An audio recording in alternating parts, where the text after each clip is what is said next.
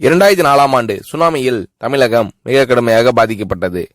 2004இல் சுனாமியில் தமிழகத்தில் மட்டும் 6065 பேர் இறந்தார்கள்.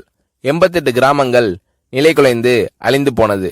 இந்த சூழ்நிலையில் அம்மா அவர்கள் எடுத்த நடவடிக்கையால் 10 கிராமங்களுக்கு ஒரு அமைச்சர், ஒரு IAS அதிகாரி, ஒரு PRO என்ற ஒரு குழுவை அமைத்து உலக வரலாற்றிலேயே இது போன்ற மீட்பு நடவடிக்கை இருந்திருக்காது என்ற அளவில் 3 நாளில் பாதிக்கப்பட்ட கிராமங்களுக்கு மின்சாரம் வழங்கப்பட்டது.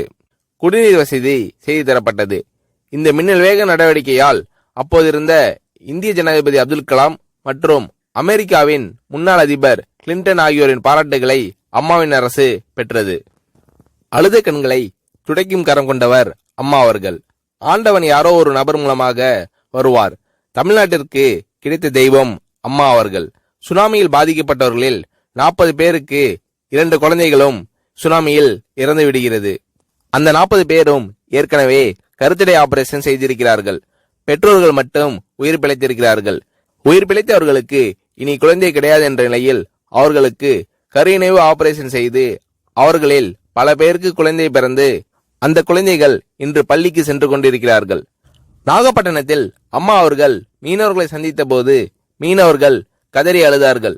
அவர்களிடம் அம்மா அவர்கள், நான் இருக்கிறேன், நீங்கள் கவலைப்படாதீர்கள், இழந்து போன உயிரை தவிர மீதி அனைத்தையும் நான் உங்களுக்கு தருவேன் என்று அவர்களுக்கு தேவையான அனைத்து உதவிகளையும் செய்து தந்தார் அம்மா அவர்கள்.